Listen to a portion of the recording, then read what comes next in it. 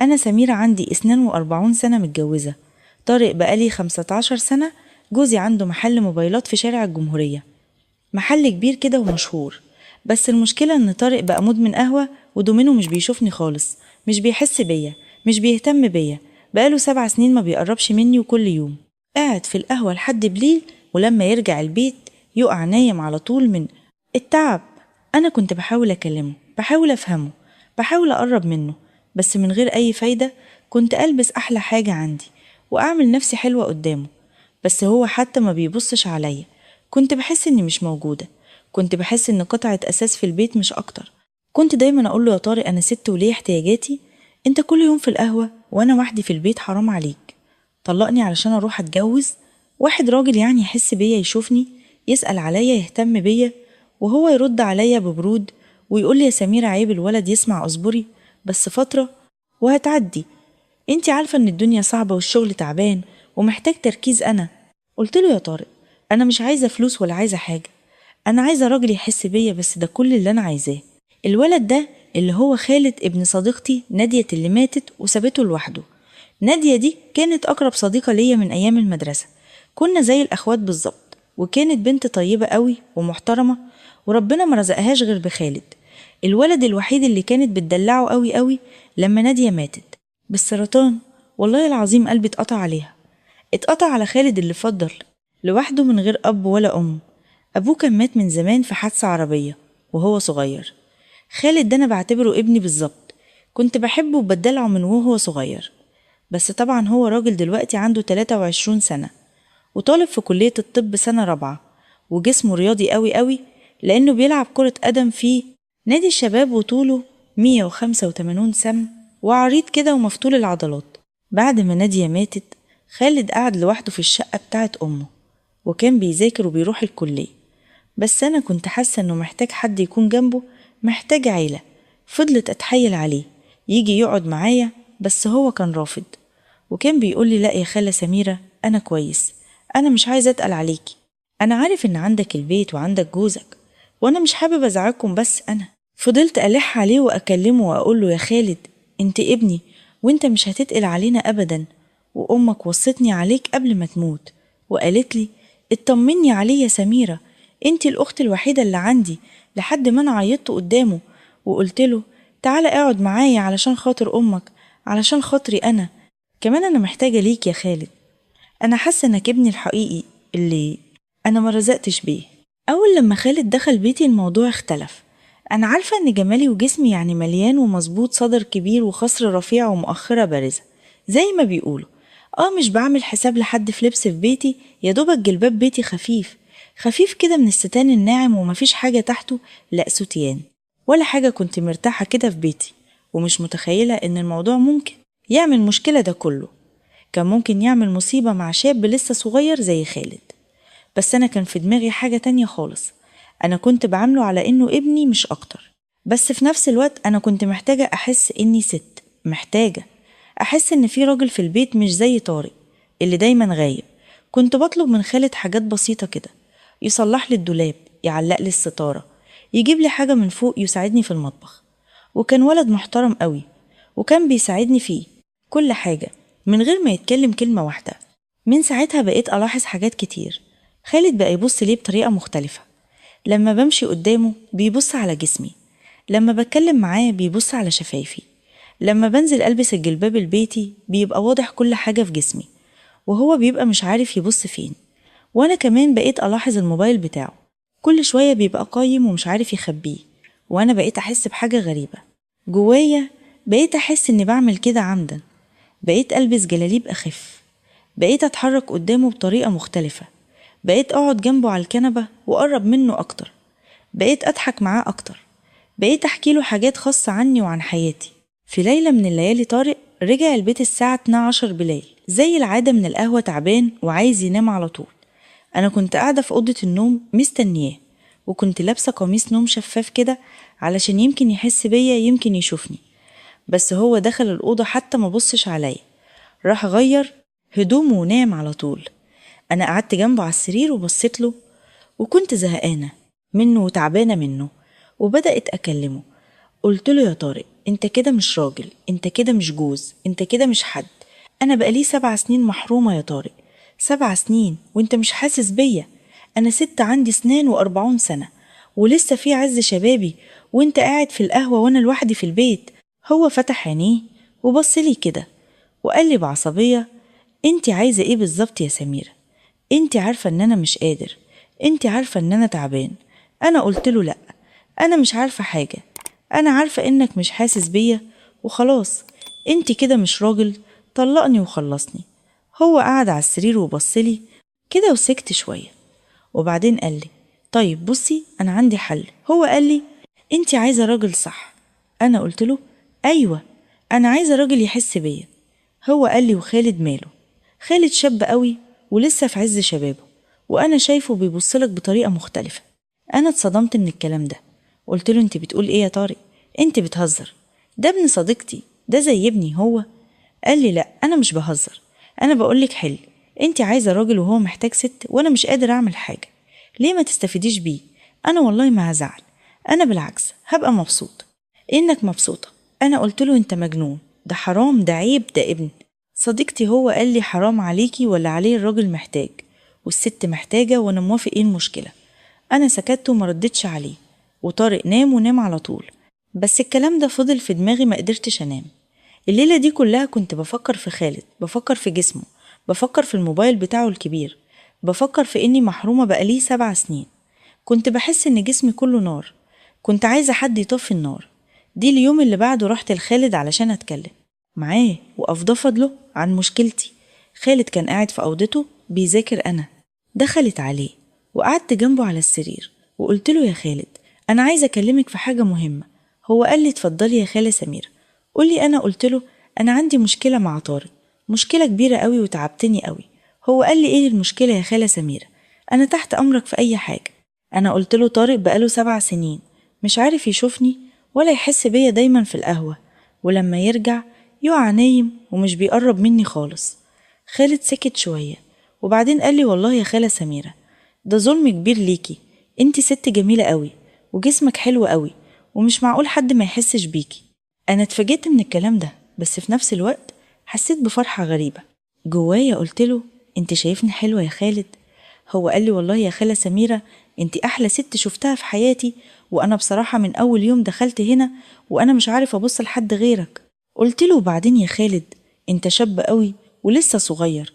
هو قال لي: يا خالة سميرة، ده انا حريف والله، انا اقدر على الحريم لو 2 في ليلة واحدة، وده مش كلام فاضي، ده انا جربت قبل كده في الكلية. انا ضحكت وقلت له: يعني الموبايل بتاعك يقدر ولا صغير زي موبايل جوز خالتك؟ هو ارتبك كده ووشه احمر قوي.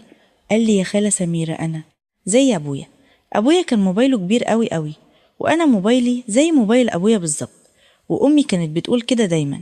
بس انا كنت بتكلم في صميم المشكلة بعد كلام كتير وضحك وهزار، وانا حسيت اني بقيت اقرب منه اكتر، وهو كمان بقى يتكلم معايا بطريقة مختلفة. قال: انا عايز احل المشكلة دي وخلاص. انا تعبت في اليوم التاني. خالد كان قاعد بالشورت بس في اوضته بتاعته، كانت جوه حر قوي، والموبايل بتاعه كان بارز كده واضح قوي قوي. انا كنت رايحة اديله كوباية عصير، وانا وقفت قدام باب الأوضة بصيت على الموبايل ده، ومش عارفة ليه ما قدرتش ابعد نظري عنه، وقلت له: يا خالد، ليه موبايلك كده؟ الموبايل ده كبير قوي، وجوز خالتك يعني ما عندوش كده. خالد بصلي وابتسم وقال لي: ده موبايل أصلية خالة سميرة، مش تقليد زي اللي عنده جوز خالتي. أنا واحدة ضعيفة، وأنا شفت موبايله كده الكبير الواضح، سخنت قوي قوي، وحسيت كده إني اتبليت مية كلها، وما بقتش عارفة أتلم على نفسي، وبدأت ألعب في الشاحن اللي كان في إيدي وأنا داخلة أديله العصير. دخلت الأوضة وقربت منه وقعدت جنبه على السرير وقلت له: يا خالد، أنا تعبانة قوي ومحتاجة لحد يحس بيا، محتاجة لحد يشحن البطارية بتاعتي. لما حاولت أبعد وأرجع لوعي لقيت خالد بيقولي: يا خالة سميرة، أنا عارف إنك عايزة، هو محتاجة وتعبانة، وأنا هريحك في كل حاجة. أنا كمان محتاج لك من زمان ومش قادر أبعد عنك. أنا اتصدمت، ضربته بالإيد على كتفه كده علشان أداري ارتباكي كده، بس بعدها رجعت ندمت.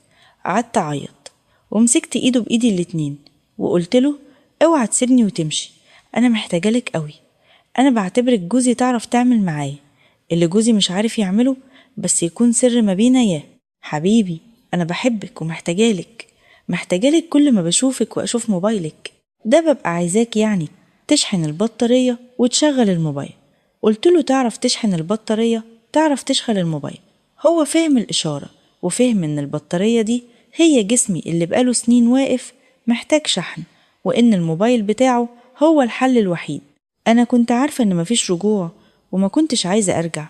خالد كان قدامي والموبايل بتاعه كان قايم كبير قوي وكان واضح قوي قوي تحت الشورت، وأنا مش قادرة أبعد نظري عنه. وقلت له أنا سايحة ومش قادرة أقف. يلا يا خالد أنا معاك، بس بالراحة البطارية مش حملت. الحجم ده كله هو مردش بالكلام، قرب مني ومسكني بقوة بإيديه القوية وشدني ناحيته، وبدأ يبوس بوسات مجنونة كده على رقبتي وعلى شفايفي وعلى وشي كله. وأنا كنت بصرخ من الشهوة، بس صرخة مكتومة علشان محدش يسمع. بدأ يشحن البطارية زي ما اتفقنا. قرب مني أكتر ومسكني وشدني ناحيته وقال لي سيبيني، سيبيني أنسيكي ليه انت فيه، سيبيني أنسيكي جوزك، سيبيني أنسيكي السنين اللي فاتت كلها. قلت له ما تقوليش يا خالة سميرة، قولي يا حبيبتي، قولي يا سميرة، قولي يا عمري. وبدأ يقول لي كلام حب كتير قوي وكلام يجنن، وأنا كنت بتجاوب معاه وبقوله كمان وكمان يا حبيبي. دخلنا أوضة النوم، أوضتي أنا وطارق. خالد شني على إيديه زي الريشة وأنا لفيت رجلي حواليه، ودخلنا الأوضة وقفل الباب ورايا. خالد طلع الموبايل من جيبه وأنا شفته بعيني، وكان أكبر مما كنت متخيلة. كان كبير قوي قوي قوي، وأنا خفت شوية بس في نفس الوقت كنت عايزاه قوي.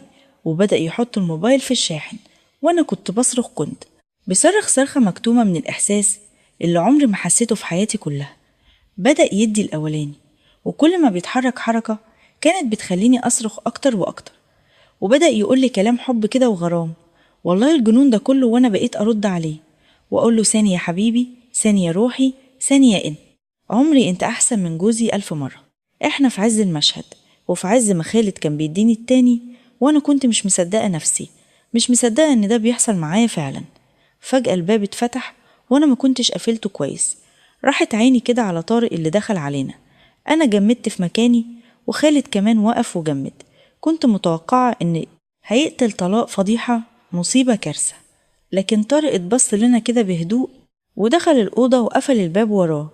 هو قال لنا زي ما انتوا هجيب الكرسي وهتفرج عليكوا واشوف الراجل الحقيقي بيعمل ايه، بس لو ما طلعتش راجل يا خالد يلا معاها، انا هقتلك. لازم تخليها تصرخ، لازم تخليها تنسى نفسها. الكلمة دي بحد ذاتها خلتنا ننفجر. انا اللي كنت في حالة يعني توتر وخوف اتحولت لأنثى مجنونة ووحيدة وشرسة. بدأ خالد يزيد السرعة شوية ويديني بقوة أكبر. ساعتها قلت لجوزي وهو قاعد على الكرسي بيتفرج علينا، شفت الرجالة يا طارق، شفت اللي انت مش قادر تعمله أي حاجة، شفت الموبايل الحقيقي اللي بيشحن صح، اللي 20 دقيقة متواصلة. اللي أنا حسيت بيهم طارق كان مستمتع جدا وكان مبسوط قوي وبيشجع خالد. أيوة كده يا خالد، شحن البطارية كويس، اكسر عينيها، خليها تصرخ، خليها تعرف إن في رجالة بتشحن صح، اديها كمان، ما تبطلش المنظر. كان جنان جنان فعلا. راجل قاعد بيشجع شاب صغير على مراته، والسرير بيهز بيهز قوي. كل ما خالد كان بيزود السرعة وانا كنت بصرخ وبصرخ من الشهوة ومن الإحساس. وطارق جوزي يقوله يلا كمان اديها تاني، ثاني، ثالث، رابع، ما تخليهاش تاخد نفسها.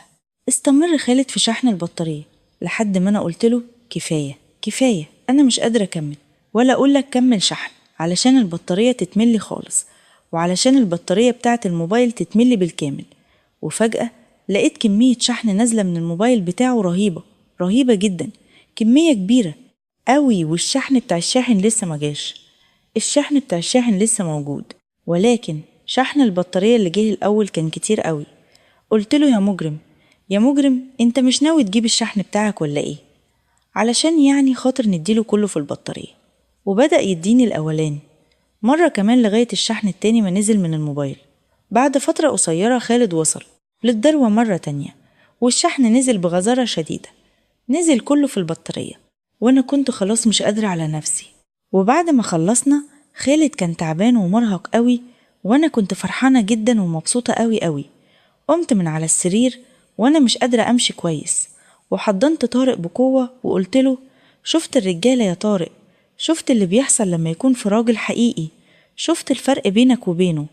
طارق بص لخالد وقال له بانتصاره وبفخر: انت الشاحن بتاعنا يا خالد، البطارية مش هتشتغل غير بيك، انت هتفضل معانا وهتشحن البطارية كل ما تحتاج شحن. الموضوع استمر فترة طويلة قوي، وخالد فضل قاعد معانا في البيت كل يوم، والتاني كانت البطارية بتحتاج شحن أو يعني صيانة أو قطع غيار جديدة. وطارق جوزي كان بيشجعنا وبيطلب مني أكون مبسوطة دايما، وكان بيقول لخالد: لازم تخلي خالتك سميرة مبسوطة، لازم تشحن البطارية كويس. لكن بعد فترة خالد بدأ يحس بالذنب، أو يمكن حس إن العلاقة دي بقت واجب ثقيل عليه، أو يمكن حس إنه بيعمل حاجة غلط قوي وإنه بيخون أمه اللي ماتت. فجأة في يوم من الأيام قرر إنه يسيب البيت ويرجع شقته الأصلية بتاعته. أنا زعلت جدا قوي، وحسيت إن حياتي هتبقى فاضية تاني. وطارق كمان حس إن الشاحن بتاعهم هيسيبهم، وإن البطارية مش هتشتغل تاني. راح طارق لخالد وقال له بهدوء: حد زعلك يا خالد؟ إحنا عملنا حاجة غلط؟ قال له: لأ أبدا، بس أنا حاسس إني عايز أرجع شقتي، عايز أبعد شوية، عايز أفكر في حياتي. خالد كان عايز يبعد عن الذنب، عايز يبعد عن الإحساس بالذنب اللي كان بيقتله من جوه. قال له طارق: تمام يا خالد، أنا فاهمك، بس البطارية هتفضل تحت أمرك، ومنين ما تحتاج سميرة لشحن هي هتجيلك لحد بيتك، أو هتتصل بيك وانت تيجي. ومن ساعتها خالد رجع بيته ورجع شقته. لكن السر اللي بينا لسه عايش ولسه موجود. أنا كل فترة بتصل بيه وبقوله: يا خالد، البطارية عايزة شحن البطارية. وقف التاني وهو يجيلي بسرعة وينسيني كده 7 سنين من الإهمال والحرمان. ودلوقتي بعد ما كل حاجة خلصت، أنا اللي بحكي لكم القصة دي أنا عايزة أفهم إيه اللي وصلني أنا وخالد للحال ده، وإيه اللي يخليني أسمح بلعبة البطارية دي وفي بيتي الخاص، ومع مين بالظبط. المذنب مين فينا؟ خالد رجع شقته، ساب البطارية وسابني، وأنا عارفة كويس قوي إنه اتصدم لما عرف إن كل ده كان خطة مرسومة من البداية. اتصدم إن كل ده كان خطة محكمة من جوز خالته ومني أنا كمان، علشان نستغله ونركب على البطارية ونشحنها. أنا اللي كنت عايزاه من البداية، أنا اللي كنت عايزاه يفضل الشاحن بتاعنا الدائم، علشان ينسيني السنين الطويلة بتوع الإهمال والحرمان. يا لهوي على نفسي، أنا اللي قلتله موبايلك كبير من الأول، أنا اللي فتحت الموضوع ده، أنا اللي شجعت خالد المسكين اللي ما كانش عارف يتصرف إزاي وما كانش عارف يقول لأ، هو مش لاقي إجابة على اللي حصل. أنا اللي ما كانش عندي إجابة. ليه إني أعمل كده؟ ليه إني أوصل لا كده؟